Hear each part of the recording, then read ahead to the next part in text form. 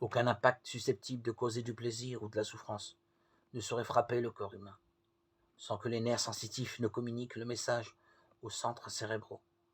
Ces centres, à leur tour, renvoient par l'intermédiaire des nerfs moteurs la réponse qui accueille ou qui repousse.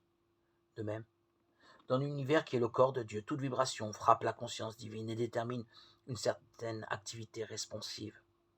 Les cellules nerveuses, les filaments nerveux et les fibres musculaires sont sans doute les agents de la sensation et du mouvement. Mais c'est l'homme qui sent et qui agit. D'innombrables intelligences peuvent de même servir d'agents, mais c'est Dieu qui sait et qui répond. Rien de trop faible pour affecter cette conscience délicate et partout présente. Rien d'assez grand pour pouvoir lui échapper. Nous sommes si peu développés que l'idée même d'une conscience universelle nous stupéfie et nous confond. Et cependant, un moucheron trouverait peut-être la même difficulté à mesurer la conscience de Pythagore.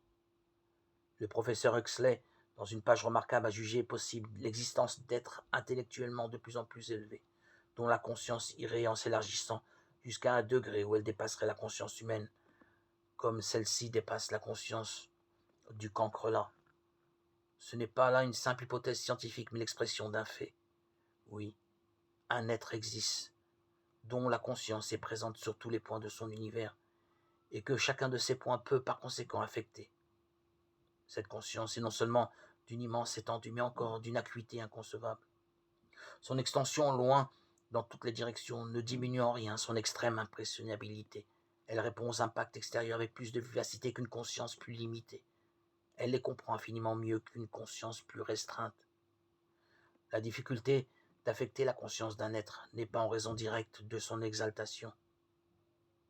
De fait, c'est précisément le contraire.